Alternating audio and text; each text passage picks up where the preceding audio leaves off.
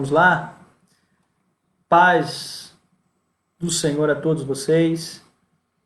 É uma alegria estarmos aqui novamente, através dessa mídia, para trazer a mensagem do Evangelho de Jesus Cristo. O Evangelho que é poder de Deus para transformação de realidades e principalmente transformação do nosso coração. Paz, Fausto, os irmãos estão entrando. Estávamos lá com o grupo de louvor, pelo Face do Marquinhos Carioca, eu compartilhei. E agora vamos continuar aqui, a respeito da pregação da palavra. Paz a todos, Edivaldo, a Ana, a Priscila, o Magno. Que bom tê-los aqui. A Marcelo, o Matheus, a irmã Eliana, a Du, não é o Danilo, com certeza. A irmã Creuza, Pai do Senhor, a irmã Usana, a Lu, Cíntia, até a Cíntia está aí, aleluia, glória a Deus, irmãos. Hoje eu quero compartilhar com vocês a respeito de um texto que nos toca quando olhamos para a nossa realidade atual, né? E eu quero que você, antes de mais nada, feche os olhos para a gente orar. Vamos orar, vamos falar com quem pode, vamos apresentar a Deus, agradecer pelo dia de hoje, vamos pedir que o Senhor nos dê a direção de todas as coisas. Eu quero orar por você, eu quero apresentar a sua casa, a sua família. Eu quero rogar que Jesus entre onde Ele tem que entrar, naquilo que está tirando a sua paz. Eu quero que Jesus manifeste a tua glória na sua vida. Eu quero que Jesus entre com a providência desejada, orada. Tá bom? Vamos orar juntos? Senhor, em nome de Jesus, eu quero te agradecer, Senhor. Ó Deus, pelo dia chamado hoje que o Senhor nos deu, onde o Senhor fez a manutenção diária mediante a tua misericórdia e a tua graça. Senhor, e nós estamos de pé porque comemos bem, estamos agasalhados e abrigados porque o Senhor preparou muitas coisas e nos detalhes o Senhor cuida de nós. Senhor, eu quero apresentar a Ti o povo brasileiro que sofre nesse momento, aqueles que estão em luto, aqueles que estão passando por deficiências, dificuldades, seja econômica, financeira, seja dificuldades de carência de alma, que o Senhor nessa noite, em Teu nome, Jesus, faça a obra, que o Teu Espírito realize o convencer do coração, que haja salvação onde esta palavra chegar, que haja um derramar do Espírito Santo em cada casa nesse tempo, que haja uma doce revolução do Evangelho eterno no nome de Jesus, que as pessoas se rendam, que as pessoas se dobrem ao senhorio de Cristo, e que o Senhor opere maravilhas, e que o Senhor opere coisas grandes, Senhor, no nosso meio. Tome a tua igreja nas tuas mãos, o povo cristão, os discípulos amados, aqueles que têm o selo do Cordeiro na fronte, aqueles que têm, Senhor, o compromisso com a cruz, com a verdade, com a santidade, com a renúncia, aqueles que foram chamados pela fé que uma vez nos foi dada. Senhor, vai renovando o ânimo, a disposição de alma, vai renovando a mente, transformando, Senhor, o caos numa oportunidade de um novo mundo, de reconstrução, que o Teu Espírito sopre vida nos nossos corações e nos dê uma fé, Senhor, que realiza coisas de Deus, uma fé viva, uma fé eficaz, uma fé que toca, uma fé que assume o compromisso de viver os princípios da palavra, não só ser um ouvinte, mas um fiel praticante da palavra. Dá-nos da Tua palavra nessa noite. A Tua palavra diz que o Teu Espírito, naquele instante, nos daria a palavra na boca. Espírito, sopra nessa mídia. Espírito, onde houver um coração crente, um coração que acredita, um coração que se entregou a Ti um dia,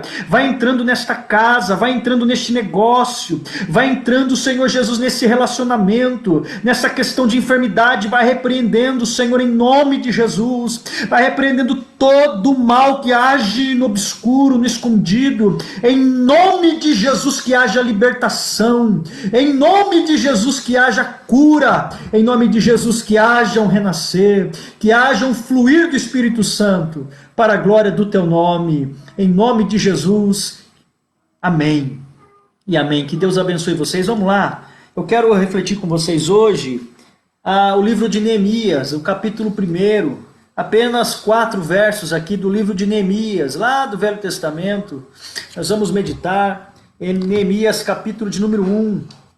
versículo de número 1 em diante, capítulo 1, versículo 1, 2, 3 e 4 de Neemias. É um livro espetacular, é um livro que trata sobre liderança, é um livro que trata de comprometimento dos chamados, é um livro que trata da crise, é um livro que trata de depressões, é um livro que trata de um momento muito difícil em que o povo de Deus esteve acossado, esteve exilado no seu exílio, e Jerusalém ficou abandonada, esquecida, Jerusalém ficou desprezada em misérias, e Neemias ouve falar da situação real daquela cidade, e então ele se levanta em nome de Deus, do Deus de Abraão, de Isaac e de Jacó, para ir até lá e reconstruir a cidade, as muralhas da cidade, reconstruir a dignidade da cidade. É um livro que trata de responsabilidade pessoal e social. Eu quero meditar não muito grande com você, mas um pouco aqui nós podemos aprender. Ontem eu tive o privilégio e a alegria de estar conversando com meu amigo, o Padre João Marcos, numa live muito edificante para a minha vida. Eu recebi muitas mensagens, recebi muitas notificações de irmãos, amigos católicos, pessoas que eu só me conhecia de ouvir falar, mas ontem os olhos delas puderam me ver. E eu recebi muitos convites no Face de amizade dos irmãos aí de tradição católica, pedindo oração, querendo participar das lives, outros perguntando quando os cultos voltam, e eu estou feliz porque o Senhor, Deus está nos conduzindo ao impacto, né? Nós temos falado muito esses dias nas lives, e Deus tem colocado pessoas na nossa frente. Tivemos hoje pela manhã uma reunião com toda a liderança da nossa comunidade, uma reunião virtual pelo aplicativo Zoom, e tratamos a respeito disso, do desejo de Deus de atingir, de impactar os que estão para fora, de atingir o mar, lançar a rede ao mar, e com responsabilidade formar Cristo neles, tá bom? E eu quero aqui ler Neemias com você, Neemias capítulo 1, versículo 1 em diante diz assim: As palavras de Neemias, filho de Acalias, no mês de Quisleu, no ano 20º, estando eu na cidade de Suzã, veio Anani, um dos meus irmãos, com alguns de Judá. Então lhes perguntei pelos judeus que escaparam e que não foram levados para o exílio acerca da cidade de Jerusalém. Disseram-me, os restantes que não foram levados para o exílio e se acham lá na província de Jerusalém, estão em grande miséria e desprezo. Olha a descrição, grande miséria e desprezo. Os muros de Jerusalém estão derrubados e as suas portas queimadas. Tendo eu ouvido estas palavras, assentei-me, chorei, lamentei por alguns dias. Estive jejuando e orando perante o Deus dos céus. Que coisa linda esta palavra de Neemias. Que coisa linda é esse texto. Vamos lá. Eu só quero dar, Rodrigão, paz, irmão, Mancidinha, a irmã Maria. Eu quero dar só o contexto do pano de fundo desse livro, Neemias. Neemias é um livro pós-exílico. O povo de Israel havia sido exilado na Babilônia. Por volta do ano 605 a.C., o rei Nabucodonosor da Babilônia invade Jerusalém, leva os principais jovens para serem treinados no palácio da Babilônia, inclusive Daniel, Sadraque, Mesaque e Abednego. E passa-se os anos, o profeta Jeremias diz que eles tinham que se entregar ao cativeiro, que duraria cerca de 70 anos, e então o Senhor os tiraria de lá. Nesse interregno de 70 anos, a Babilônia caiu do poder e os medos e os persas assumiram o controle da história. E na pessoa do rei Ciro, que o profeta Isaías havia profetizado 100 anos antes do nascimento de Ciro, Isaías 45 diz que o Senhor o chamou pelo nome, chamou de ungido do Senhor que libertaria e resgataria o seu povo. Pois bem, cumpre-se a profecia, porque aquilo que Deus prometeu para você vai se cumprir, porque Deus é fiel, como foi cantado pela Érica e o grupo de louvor. Deus é fiel. E cumpre-se a profecia, e o Ciro sobe no poder, depõe a Babilônia, e eles são liberados, o povo judeu, a voltar para Jerusalém, para a província de Jerusalém. E a primeira leva, quem volta é o homem chamado Zorobabel e o sacerdote Jesua. E eles voltam para a reconstrução do templo, que o templo de Salomão estava em ruínas, a cidade fora queimada toda, tudo em ruínas, em escombros. tudo destruído, o cenário era triste, caótico para quem viu e quem visse. A cidade de Jerusalém, que abrigou o templo glorioso de Salomão, que viu a glória de Deus, a cidade de Davi, a cidade dos profetas, a cidade da revelação, a cidade dos insights, a cidade em que os céus estavam abertos sobre ela. Agora a situação ali era de queimado, de destruição, de desolamento, de miséria e de tristeza. Cidade destruída, o templo, os muros e as casas todas ao chão destruído. Então os judeus voltam para reconstruir a cidade. Zorobabel volta e tem a missão divina de reconstruir o templo. Depois o sacerdote Esdras, o escriba Esdras volta e reconstrói a conscientização legal, a lei de Moisés é estabelecida, o culto é estabelecido, os sacerdotes são estabelecidos. E no ano 444 a.C., Neemias volta para reconstruir as muralhas de Jerusalém, que estava ao chão. E esse é o contexto do livro. Desde do momento do exílio até esse capítulo 1, versículo 1 de Neemias, havia se passado 142 anos.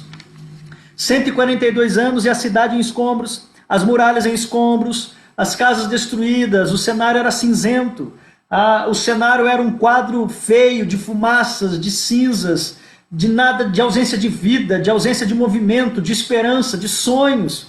Então tem que ser reconstruído. A crise chegou, o fogo queimou tudo, o juízo de Deus chegou, e o povo está escravo na Pérsia, na capital Suzã, mas estão voltando para um lugar feio, para um lugar sem vida, para um lugar sem esperança. Não há o verde, não há o colorido, não há a esperança de uma colheita, não há a esperança de chuva que regue a terra para a colheita, não há nada, a desolação, o cenário é feio, é caótico.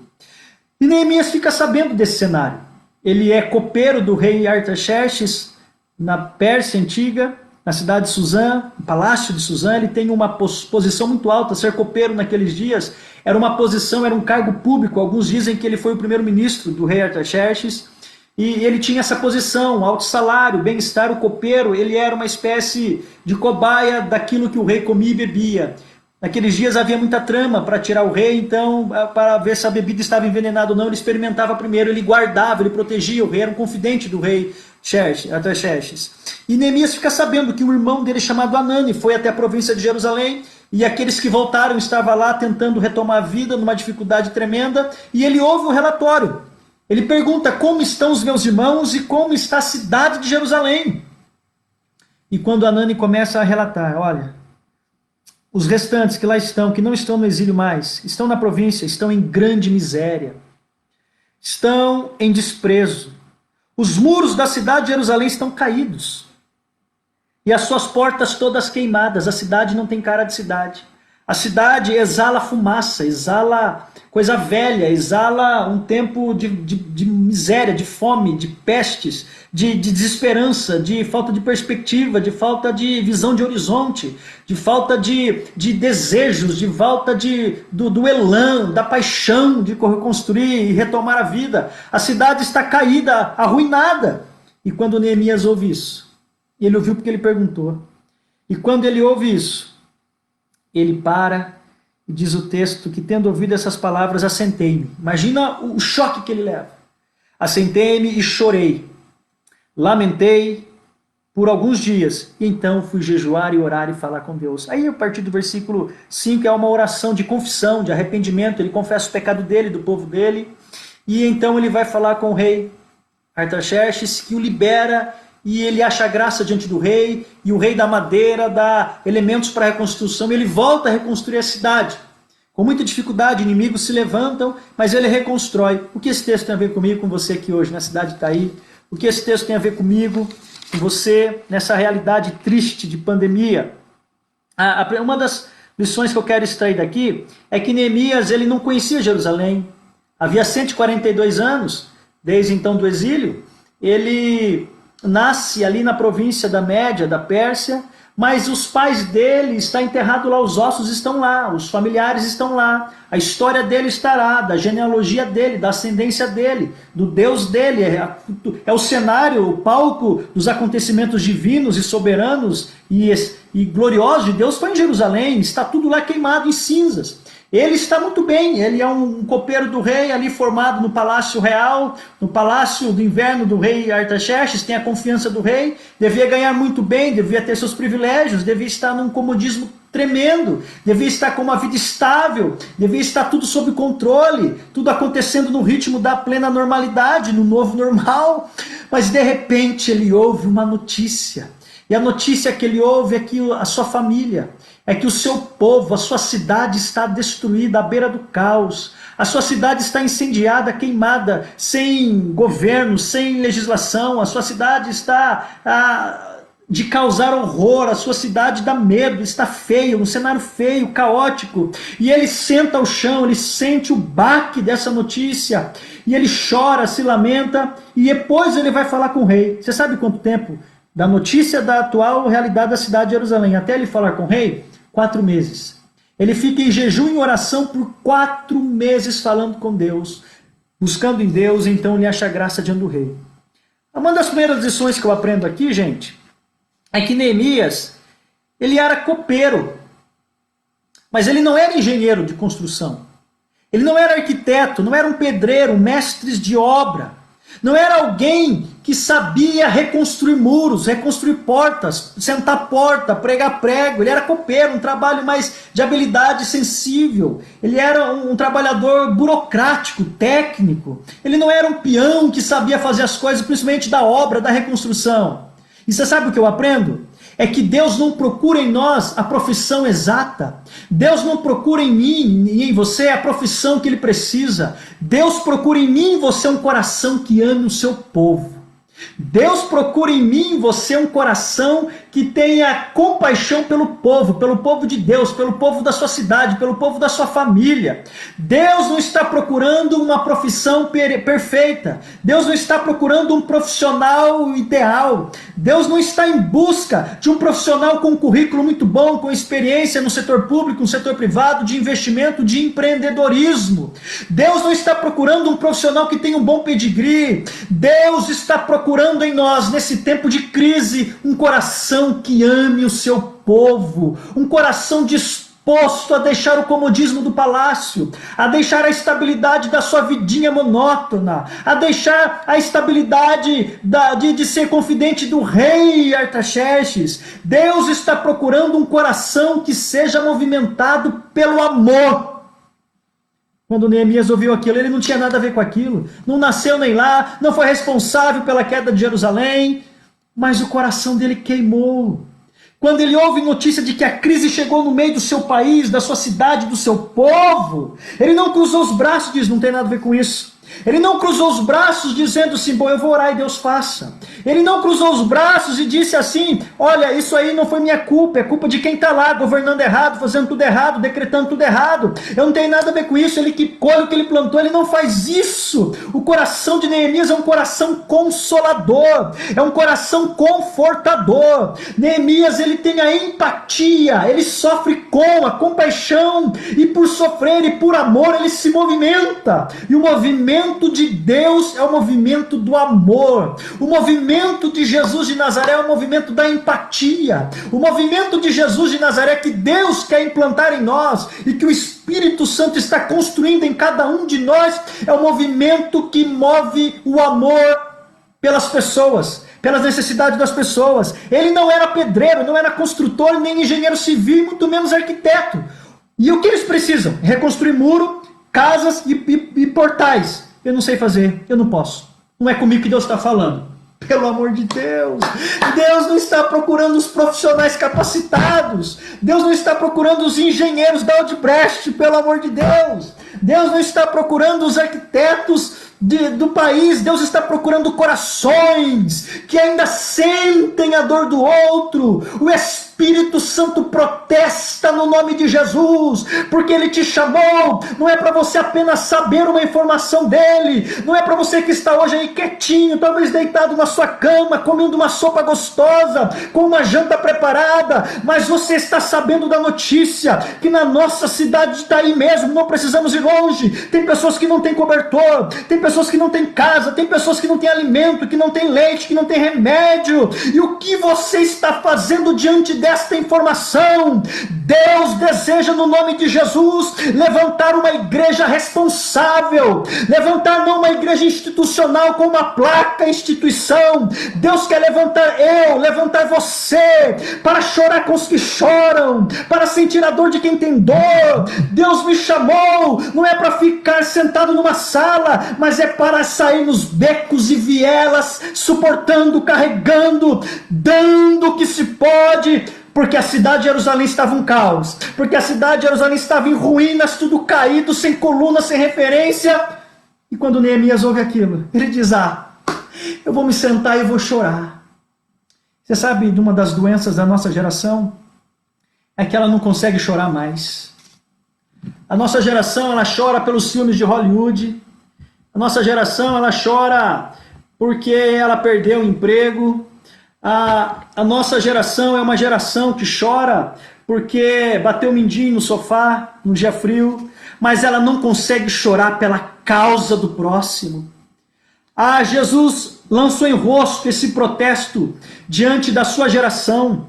Jesus diz: aqui compararei esta geração. São como meninos, crianças infantis na mente, que sem qualquer discernimento, que estão brincando na praça, e a gente toca uma música de alegria, eles não dançam, e a gente toca lamento, eles não choram. Jesus estava falando de uma geração que tinha perdido a alma. Jesus também vai dizer lá no Evangelho de Mateus capítulo 16, assim: do que vale ganhar o mundo inteiro e perder a sua alma. E a gente pega esse texto e transfere ele para a escatologia, para o fim do mundo, né? Do que vale ficar rico aqui, ganhar tudo aqui, lá no juízo final perder a alma. Não! Jesus está falando para aquela geração imediata, da historicidade dos seus dias. Porque tem muita gente ganhando o mundo, trabalhando, lutando, conquistando, mas perdeu a sua alma no presente, aqui e agora. Não chora, então celebra. A alma é a sede das emoções, é a relação nevrálgica que liga o corpo ao espírito, é o condutor das sensações, do belo, do bonito, das artes, das ciências, do molejo, da dança. Isso é divino, isso é dom de Deus para o homem, isso é bonito, mas as pessoas estão ficando sem alma, sem paixão pela sua própria casa, pela sua própria família e pela sua própria cidade. Neemias cai, se assenta, chora e lamenta porque a sua cidade está destruída, fadada ao insucesso. O que você tem feito diante da realidade da sua cidade, da sua sociedade, da sua família, da sua comunidade de fé? Não, eu só participo. Eu sou um consumidor de culto.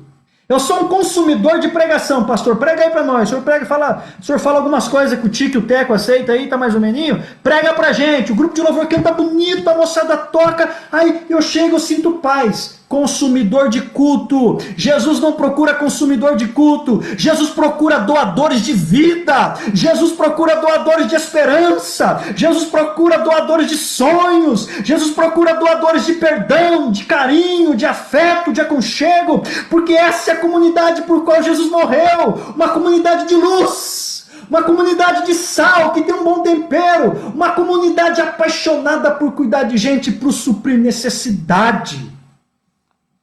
Neemias chora. Ele não era um profissional adequado, mas ele era um adorador comprometido. Ele não era um profissional legitimado, não era carpinteiro, pedreiro, mestre de obras, mas ele era um adorador, um discípulo apaixonado. Ele sabia que aquilo que Deus mais ama são pessoas. Então ele entra na brecha, na veia, na fenda do que Deus ama e vai cuidar com Deus. E vai ser cooperador de Deus. Deus não precisa dos nossos talentos, das nossas escolaridades. Ele precisa de um coração disponível a amar até as últimas consequências. Deus não precisa dos nossos talentos. E me perdoe aqui, a igreja evangélica no Brasil se aperfeiçoou em aplaudir talento. Ai, como canta bem, paga lá, dá um cachê de 100 mil reais. Um absurdo. Isso é um estelionato de fé, e fica aqui o meu protesto. Pregadores que cobram para pregar em nome de Jesus. O que é isso? Que evangelho é esse? Essas campanhas de arrecadação da prosperidade. O sangue de Jesus tem poder. Deus não procura talentos. A igreja não é um show de talentos. A igreja é a formação de caráteres de Cristo no coração daqueles que lá estão, para amar como Jesus, para se doar como Jesus, para ir para a cruz como Jesus e para vencer o diabo e a morte como Jesus. Pelo amor de Deus! Olha, o povo de Neemias estava em grande miséria e desprezo, diz o texto. E o irmão dele está avisando nele. Neemias pergunta.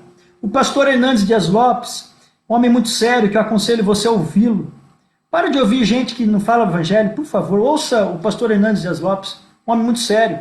Ele diz assim, que o Neemias, eles estavam em grande miséria e desprezo.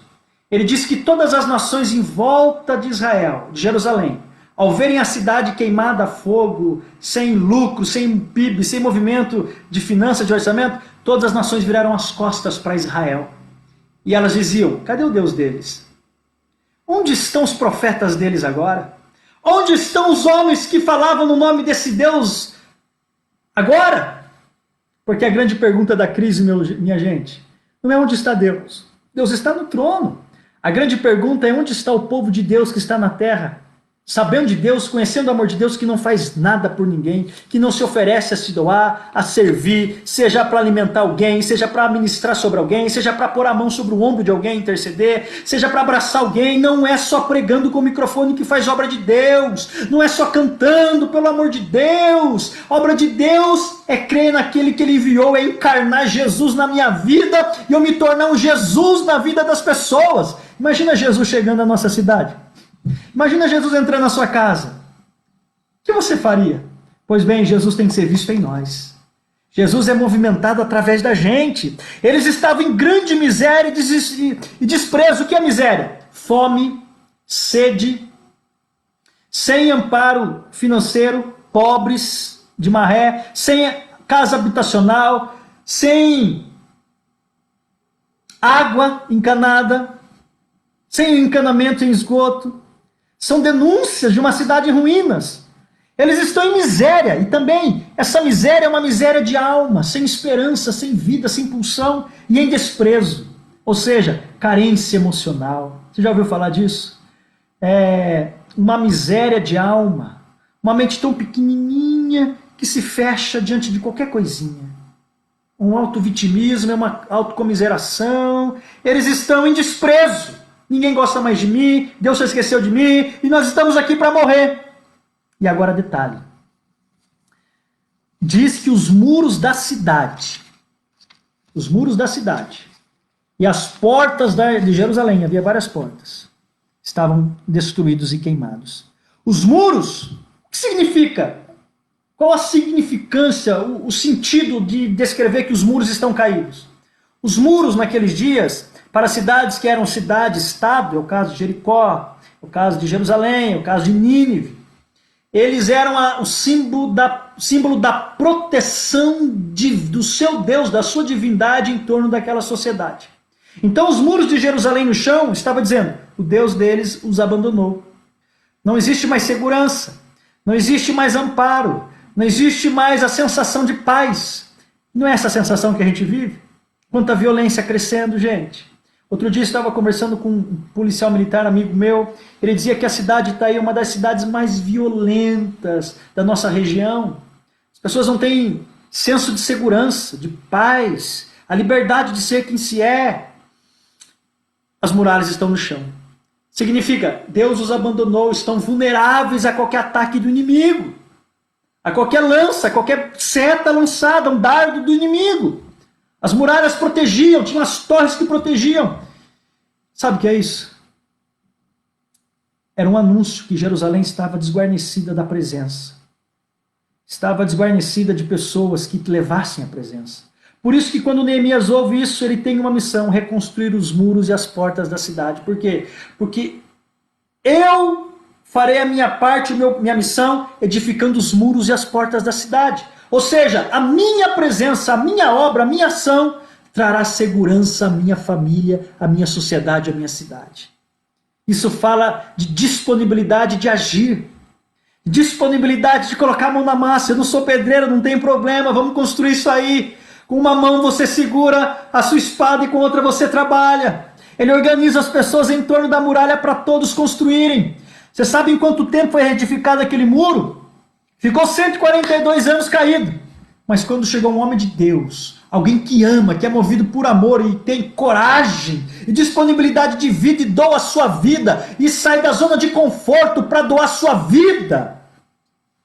42 dias. 42 dias. Eles levantaram tudo. Porque Neemias, além de ele puxar a fila da construção, ele conseguiu encorajar as pessoas que estavam à sua volta. Ele conseguiu encorajar e fazer com que as pessoas acreditassem que Deus queria aquilo ali.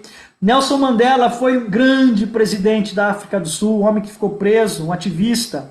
Ele, inclusive, ganhou o Prêmio Nobel da Paz em 1993. Ele diz uma frase que cabe aqui, ele diz assim: eu aprendi com a experiência da minha vida que a coragem jamais será a ausência do medo. O medo é real, é presente, mas a coragem é o triunfo sobre o medo. Sabe o que nos falta muitas vezes? Coragem!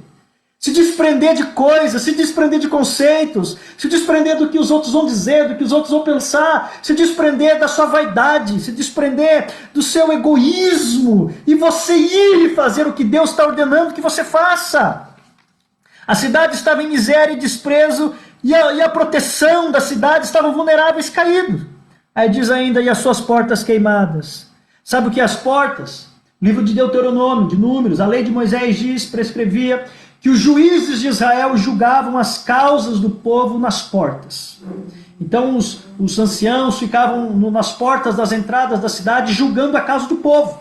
Se não tem porta, não tem julgamento justo, não tem justiça, não tem aplicação do direito fundamental, não tem aplicação do direito individual, da dignidade à vida, do princípio de ir e vir, da liberdade.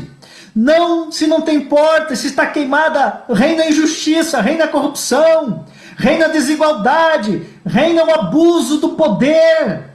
Não é isso que a gente vive hoje?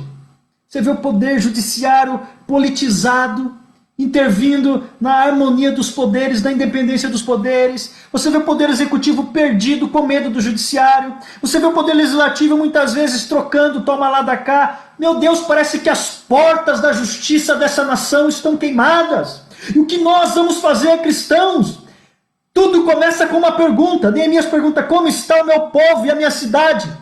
Nós temos que começar a fazer perguntas. Como estão as coisas do nosso povo, da nossa família? Como estão as coisas da nossa cidade? É do seu interesse, isso é cidadania. Isso é consciência de reino dos céus. É a responsabilidade com o meio ambiente, com a ecologia, com a fauna, com a flora. É a responsabilidade com os animais, é a responsabilidade com crianças, com velhos, com as entidades que servem a sociedade. Você tem que saber, você tem que se posicionar como Neemias. Eles estão assim? Então, eu tenho a primeira reação. E a primeira reação de Neemias, sabe qual é? Falar com Deus. Ele vai ficar por 4 meses se lamentando, chorando aos pés do Senhor. E depois de 4 meses ele sai daquela situação. Ele sai com uma convicção, eu preciso chegar diante do rei, ele vai perceber que eu não estou bem. E se ele falar alguma coisa, eu vou dizer a verdade. Senhor, toma nas tuas mãos. Sabe o que nós aprendemos muitos a fazer nas igrejas? Por que as pessoas não desenvolvem a vida? Porque as pessoas não são arrojadas para empreender, para investir, para assumir compromissos, assumir frentes e ir, e avançar e desenvolver um projeto lindo, porque elas estão orando. Aquilo que é para ser bênção se torna inação, inércia. Ele ora, ele gasta tempo diante de Deus, ele ora e nós temos que orar. Você vê que nos evangelhos Jesus nunca ensinou os discípulos a pregar? Nunca os ensinou a pregar. A oratória, nunca ensinou sobre Calvino, o Armínio, nunca ensinou sobre a tradição, nunca ensinou nada disso. Ele só ensinou eles a orarem. Entra no seu quarto, fala com teu pai que te vê no secreto, e ele que te vê no secreto te recompensará no público. Sabe por que Jesus ensinou a orar? Porque Deus decidiu agir através da oração. E para mover o nosso coração, nós temos que orar. A oração não move a mão de Deus, para com isso. Deus é soberano. Ele já tem um projeto pronto, ele sabe. Ele não é um bichinho no trono que você tem que dar corda assim. Ah, é verdade, eu não sabia. A oração não move Deus.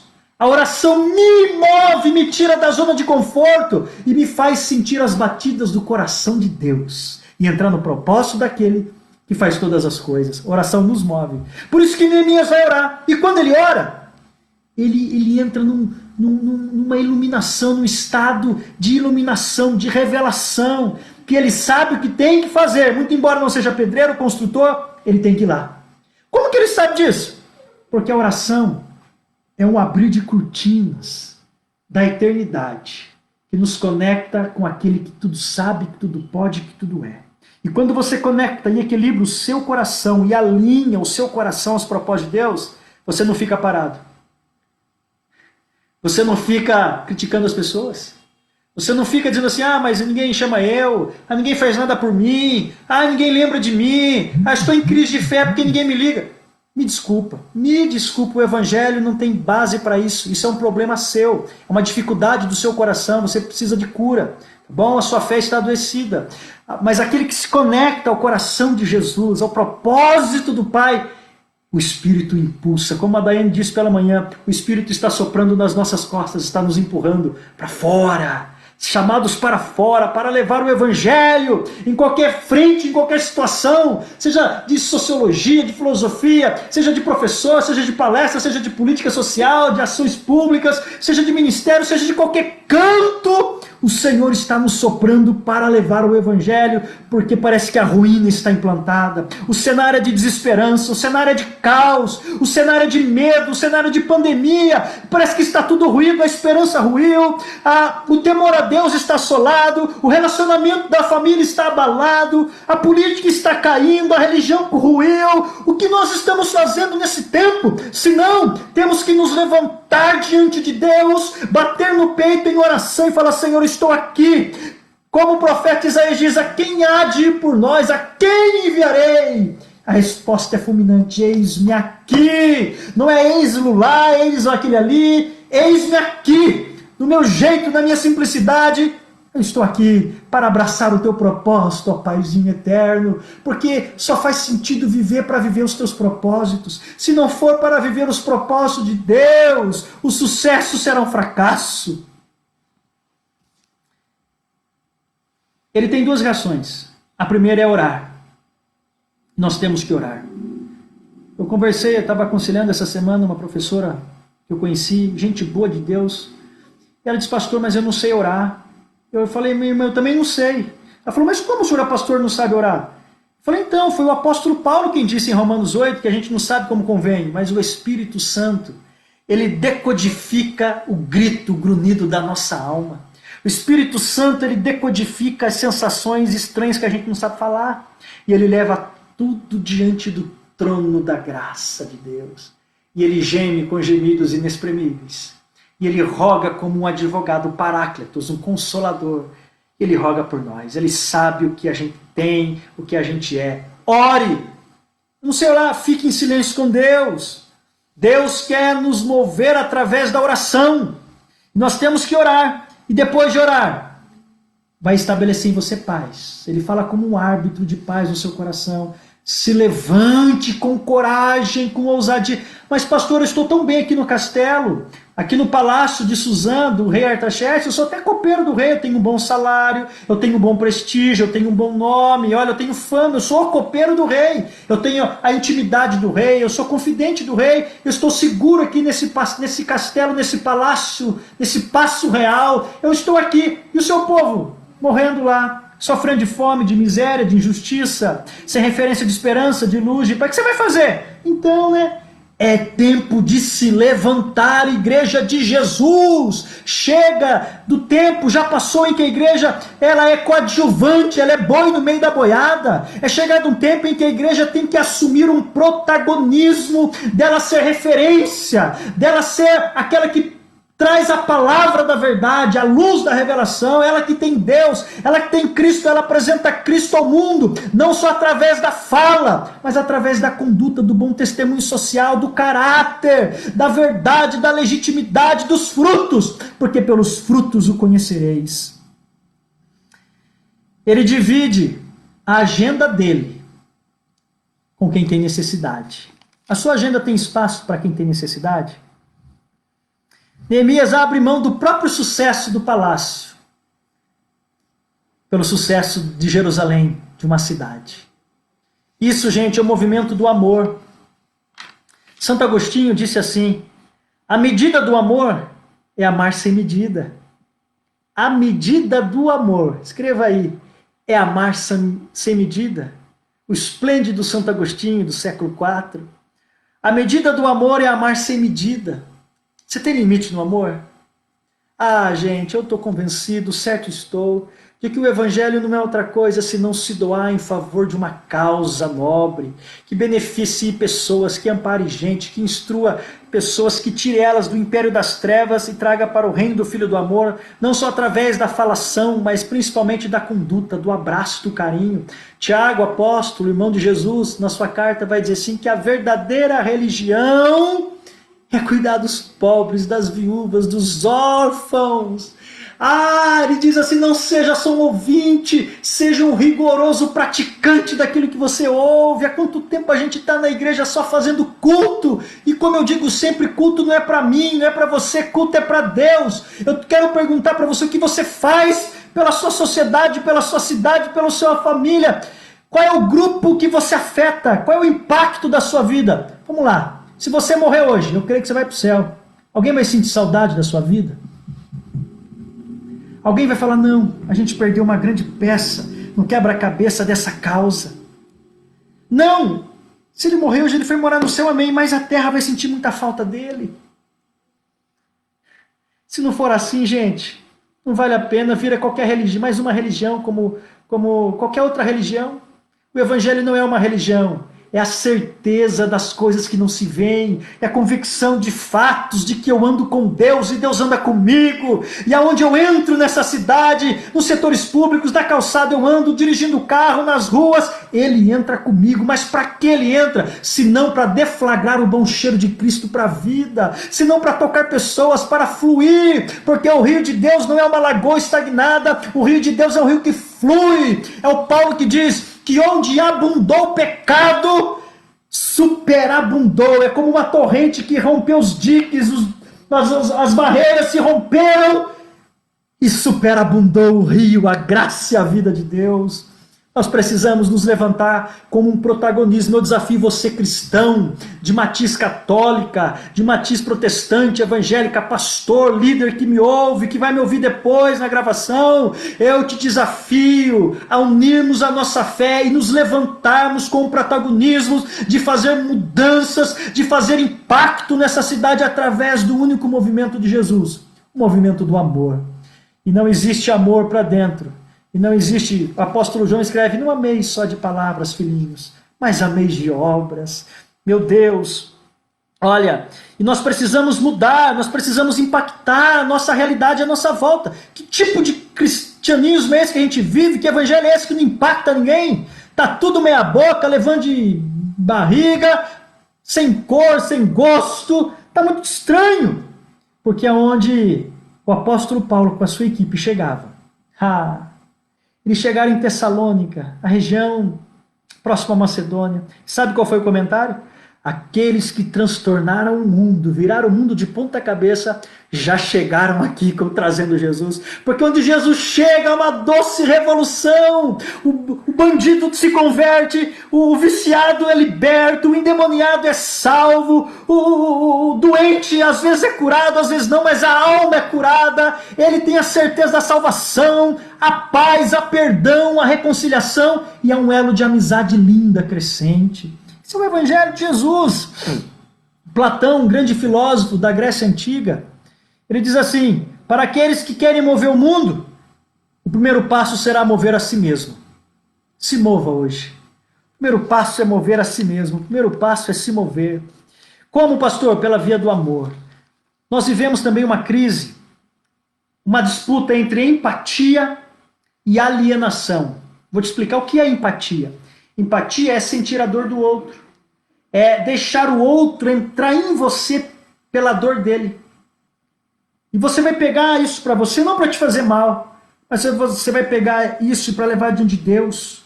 E Deus vai olhar para você e vai falar assim, então, eu te dei aquele dinheiro, eu te dei aquela casa, eu te dei aquele carro, eu te dei aquela condição, eu te dei essa ideia, não é para você ficar só para você, é para você distribuir, repartir com ele que está precisando. Pessoas necessitadas não vêm por acaso na nossa vida. Sabe por quê? Porque a necessidade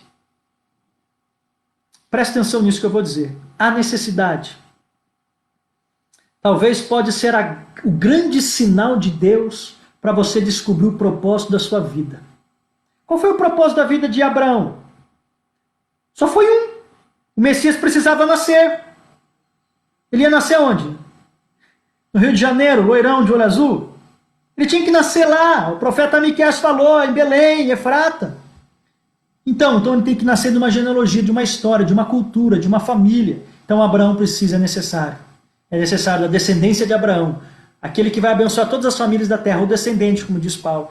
Mas Moisés, qual a proposta de Moisés? Se não, é único. Libertar Israel e levar as portas de Canaã. O propósito de Josué é único. Precisa de alguém, rapaz, que ajude a dirigir na ausência de Moisés e tomar a terra. Josué. Qual foi o propósito de Elias? Rapaz, precisa de um profeta de coragem para afrontar, para rebater, para enfrentar Baal, Astarote, Jezabel e Acabe. Elias. São nos momentos da necessidade que a pergunta surge. Quem? Quem agiu por nós? Quem? Então, quando a necessidade bater na sua porta, a necessidade de alguém, de uma causa, é preciso de verdade, é preciso de alguém cristão, é preciso de alguém que tenha amor, que tenha caráter. Cuidado. As necessidades revelam o propósito da nossa existência. Ai, pastor, mas eu gosto tanto de ajudar pessoas, isso me faz tão bem. Opa, olha o sinal. Ah, eu não sei falar, eu só sei chegar, não sei falar em público, eu sei falar ao pé do ouvido, eu sei levar comida, eu sei dar presente. Olha o sinal. Não, eu me sinto bem falando, ensinando. Então se estude, então se prepare. Porque alguém despreparado ninguém quer ouvir. Ai, pastor, eu só sei ficar na intercessão aqui, torcendo e orando. Intercessão, olha o chamado, tão importante. Ai, meu Deus, eu preciso... eu só sei criar as coisas, pastor. Eu tenho iluminações, eu tenho criatividade. Opa, olha o seu propósito. Não, eu não sei criar, eu só sei motivar as pessoas. Então eu sou um cara que estou junto, lado a lado, não sei fazer, mas eu estou junto. Opa, olha o propósito da sua vida. Quando a gente olha para o Paulo, qual era a necessidade daqueles dias? Pregar o evangelho além das fronteiras de Jerusalém. Quem? Pedro não dá para ir por nós, não tem o gabarito.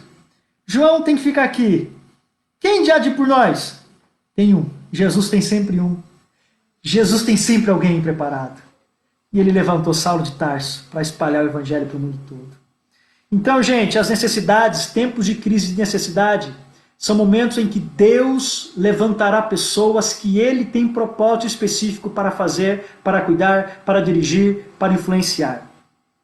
Você sabe quanto distava a cidade de Suzã, na Pérsia, até Jerusalém? 1.500 quilômetros. Imagina isso a pé ou de cavalo. Quantos meses? Mas por que você está fazendo isso, Neemias? Você estava num bom momento de vida, você está jogando tudo pro alto. Então, rapaz, desde quando meu irmão Anani contou para mim, meu coração não dorme mais, ele queima por esta causa. Eu vou gastar minha vida por esta causa, eu vou gastar. Em 1979, Madre Teresa de Calcutá, ela foi eleita e foi escolhida para receber o Prêmio Nobel da Paz. E um repórter perguntando de muitas coisas, ela disse, eu quero fazer uma pergunta para o senhor. A Madre Teresa fez essa pergunta para o repórter. O senhor não daria banho em um leproso nem por $1 milhão? Ele disse assim, jamais. Aí Madre Teresa responde, nem eu. Aí ele replicou, mas a senhora vive lavando chagas, lepras, limpando crianças, dando pão aos pobres, a sua vida está sendo gasta na direção de leprosos? Se não é por dinheiro, você faz como? Ela disse assim, nem eu faço por $1 milhão, porque só tem um jeito de lavar leprosos. Somente por amor se pode lavar leprosos. Eu acho que Deus nos levantou, gente, para levantar caídos, para lavar os leprosos de alma, de mente. Deus nos levantou para cuidar de quem precisa. E a precisão e a necessidade é um grande sinal de Deus, de que Ele te chamou para isso. Eu estou muito feliz, meu coração está em paz nesse tempo de pandemia. A nossa igreja evangélica não voltou com os cultos presenciais. Nós não vamos voltar tão já. Até o momento adequado, certinho, não temos pressa para isso. Temos saudades dos irmãos, da confraria, do culto, mas agora a gente está num outro momento e a gente está pregando o evangelho mais ainda. Gente, eu tenho pregado o evangelho para muita gente, graças a Deus. Deus me deu esse privilégio. E eu tenho Eu estou em paz porque esse tempo tem revelado o nível de fé de muita gente, que a gente achava que estava lá no pedestal, anjo, amigo de anjo, primo do querubim. Não tem impacto nenhum. Sabia muito bem estar dentro do templo, cumprindo as atividades do templo, mas na vida não tem desembocadura de fé, de esperança e de graça. Cadê a unção do templo? Do arrepio, meus irmãos? É na vida que isso faz sentido. É um tempo de trabalhar pelo Senhor. Então, gente, eu quero concluir dizendo um versículo aqui. Antes disso, Neemias divide a agenda dele com os necessitados. Divide o tempo dele com os necessitados. E entrega a vida dele para ser gasta em prol da reconstrução da sua cidade. Eu acho que é isso. Nós temos o desafio de reconstruir mentes, fés, conceitos de Deus, elos de amizade. A nossa cidade, olha para a nossa cidade, está aí, gente. Como a cidade está aí, tem necessidade.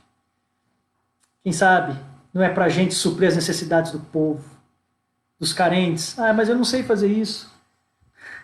Se ama, o amor é uma luz que te conduz. Aí no capítulo 2, no versículo 20, ele já está lá, o rei prepara tudo para ele, e os inimigos, Sambalate, Tobias, Gesem, se levantam contra ele para não deixar ele construir o muro. Porque quando você se levanta para fazer o propósito de Deus, muitas pessoas não vão acreditar que é de Deus, elas vão zombar, elas vão criticar, e muitas vão se levantar contra. Neemias, eles dizem assim, gente, o que vocês estão fazendo aí? Sambalate disse, vocês não vão conseguir construir não, você não é nada, Neemias. Sai daqui, o rei não vai deixar. Aí ele diz assim, então respondi eu, o Deus dos céus é quem nos dará a vitória. Nós, seus servos, nos disporemos e reedificaremos sim.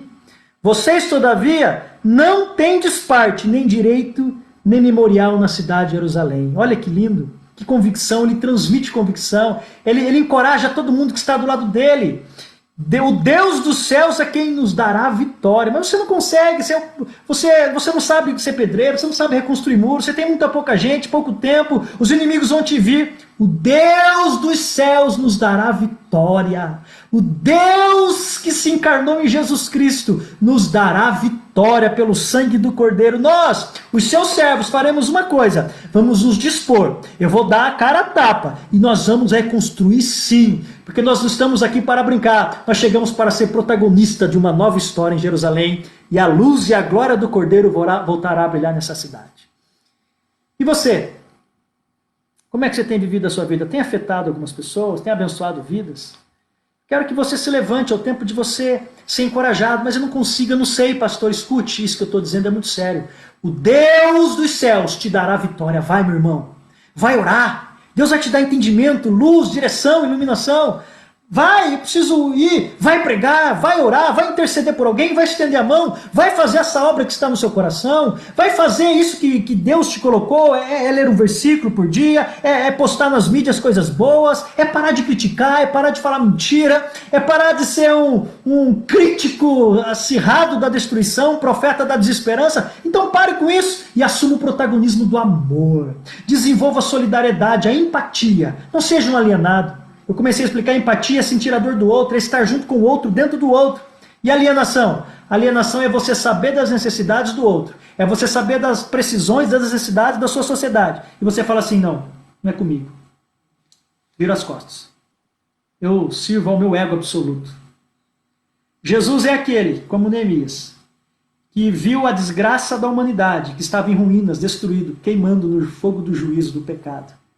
Mas ele veio, ele abandonou a sua glória, a sua coroa de glória, o seu trono de glória.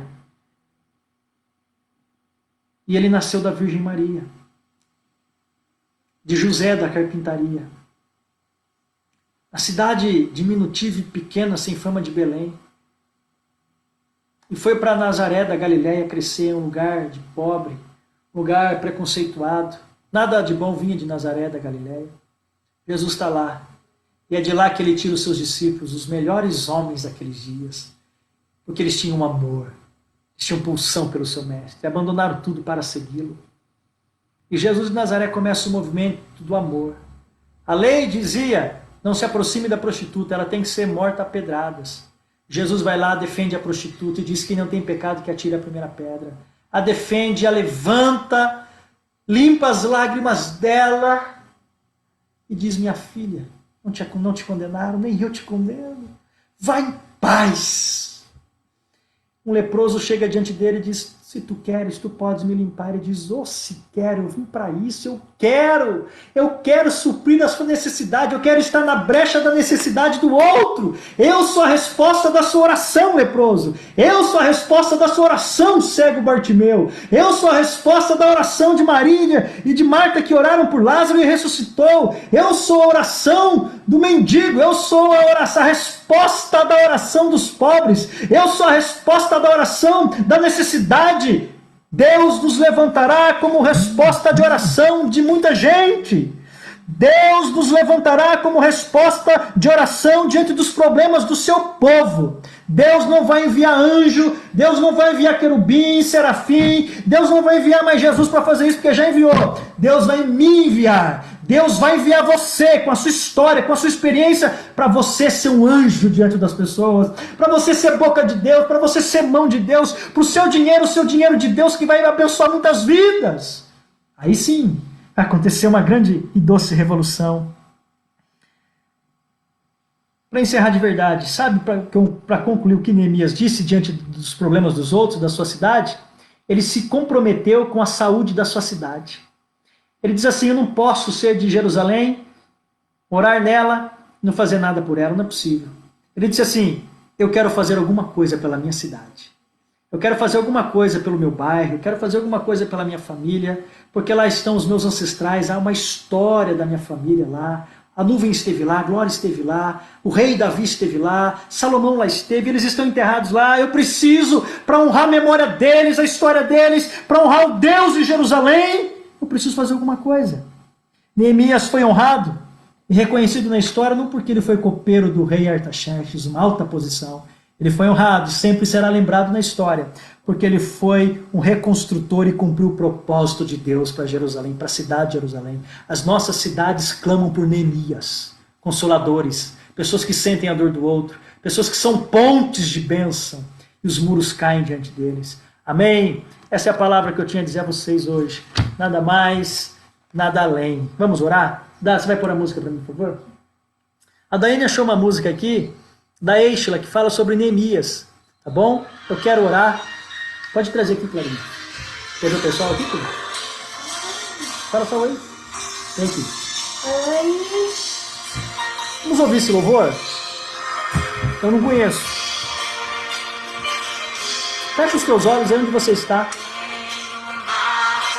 Pense no tudo que eu falei. O que você pode fazer? Neemias disse: eu posso fazer alguma coisa.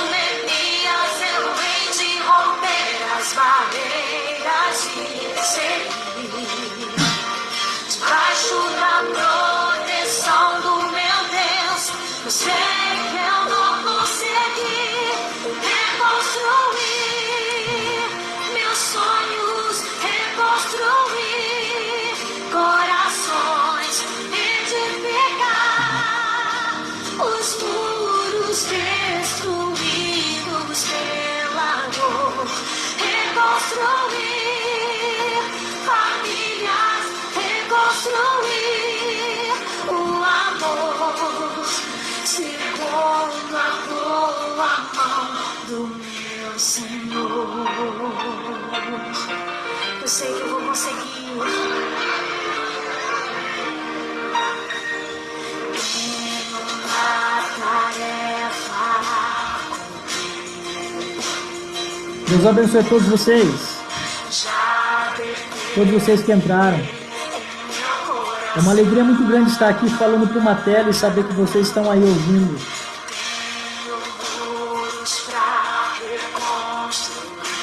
Faça os seus pedidos a Deus aí. Peça para o Senhor te capacitar. Peça para o Senhor te mostrar o que é que tem que ser feito. Quais são as necessidades que você cabe perfeitamente? Quais são as situações que você se levante como resposta de oração de pessoas?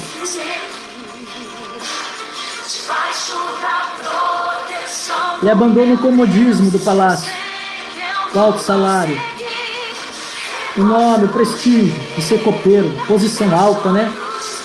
Abandona para lutar por Jerusalém e reedificar a cidade. Organizar uma equipe de trabalhadores que acreditaram nele. Quem terá, meu? Vai de São Paulo? Você fala aqui? Quem terá? A Daiane vai orar.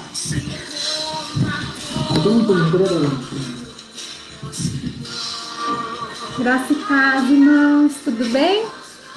E aí, o coração de vocês se sentiu intimidado, se sentiu coagido em ser resposta de oração para nossa cidade?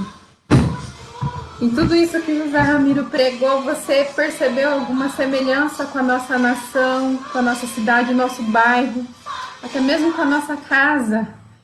E o que eu peço ao Senhor nessa noite é que seu coração queime, que seu coração arda, que você não consiga dormir, sabendo que tem gente na nossa cidade que não tem comida, que não tem cobertor. Que nosso coração queime de desejo de ser bênção nessa cidade, de realmente ser usado para revolucionar o Evangelho, que nós sejamos conhecidos como pessoas de Deus que amam acima de qualquer coisa, não um povo religioso, mas um povo que ama, que abraça, que agrega, seja qual for a crença, qual a classe social das pessoas, amém? Vamos orar? E fica aí o desafio. Vamos também ler o livro de Neemias. É encantador, é impossível você ler e continuar do mesmo jeito, porque é uma leitura muito curta, é um livro pequeno, menos de 1 hora você vai ler. Eu tenho certeza que Deus vai colocar em seu coração um fogo que vai te consumir e vai te incomodar, amém? Vamos estar apresentando a vida da irmã Eliane. Ela mora lá em Osasco, ela e o irmão dela são muito carentes das nossas orações, amém? Amém. Gente, antes da Daiane orar aqui, quero falar para vocês que essa semana eu vou sentar, conversar com o irmão Sandro, o irmão Cidinho, o Marcelão, o irmão Adriano, para a gente desenvolver, agora é o frio, né? Chegou o frio, a campanha do agasalho. O Fundo Social do município está fazendo. Eles fazem por obrigação legal, nós fazemos por um movimento de amor, é diferente, né? Então vamos fazer, a gente pode colocar uma caixa, aquela caixa grande com o nome da igreja, lá no templo mesmo, no consultório do Dr. Fausto. O Fausto já disponibilizou isso aí, para a gente arrecadar e levar para eles. Ou mesmo a gente pode entregar sabendo, a Tati, a irmã Cidinha, a irmã Irene, sabe das pessoas, eu sei também de muitas famílias que precisam. Então a gente vai começar, eu vou estar avisando vocês, informando vocês. Essa semana a gente vai começar a nossa campanha do agasalho também e dos alimentos, tá bom? Você que nos ajude a doar, nos ajude a entregar, a fazer a diferença na vida de alguém. Uma irmã me passou ontem, eu esqueci de falar, que ela precisa de uma cadeira de rodas. Se você souber quem tem para emprestar, parece que a menininha caiu, quebrou os dedos e precisa da cadeira de roda. É tá bom? temporário, né? É temporário. Tá? Depois você fala comigo no particular. Tá bom? Pode orar, mulher. Amém. Senhor, nós queremos te agradecer, Senhor, por esta palavra que veio de encontro ao nosso coração, que tirou, Senhor, muito, eu creio que escamas dos nossos olhos. Obrigado por esse alimento sólido que o Senhor tem para nós hoje. O Senhor deseja que nós cresçamos, que nós desenvolvamos, Senhor, a Tua palavra, tudo aquilo que a gente tem recebido. Não é para ficar só represado em nós, é para que nós compartilhemos, para que as pessoas vejam a Tua palavra, a Tua escritura escrita em nós. Guarda, Senhor, as Tuas palavras nas tábuas do nosso coração, meu Deus. Senhor, coloca, Deus, em nós o Teu amor que é puro, Pai. Tu és o amor, Tu és a essência do amor. Que nós possamos realmente vivê-lo de verdade, em sua essência, Senhor. Nos dá um coração igual ao Teu. Ó Deus querido, todos aqueles que Jesus encontrou no caminho foram transformados, foram de alguma forma afetados por este amor. Aquele que chegou doente saiu curado, aquele que chegou em condições extremas, o Senhor deu alívio, o Senhor deu consolo, aqueles que se sentiam desprezados, o Senhor trouxe a dignidade de volta para a vida deles.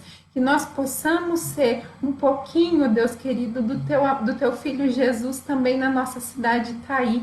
Que o Senhor possa contar conosco para reconstruir, Senhor, famílias, que nós possamos reconstruir os nossos lares. Eu creio que esse tempo de pandemia, em que o Senhor nos fez voltar para os nossos lares, seja porque o Senhor deseja que nós reconstruímos os laços do amor, que nós possamos, ó Deus, incutir nos nossos filhos a tua palavra, para que eles não fiquem sendo educados pela televisão, pelo celular, pela internet, mas que sejam educados pela tua palavra, meu Deus.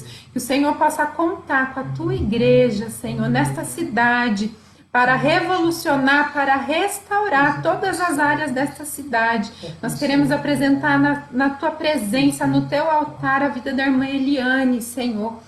Como ela é carente do teu favor, Deus querido, que o Senhor toque na saúde dela, em nome de Jesus, com misericórdia, Senhor, com providência. Toca na vida dela, restaura a saúde, meu Deus, e também do irmão dela, meu Deus. Tu és o Deus que tudo podes e nós cremos, Senhor, no teu poder.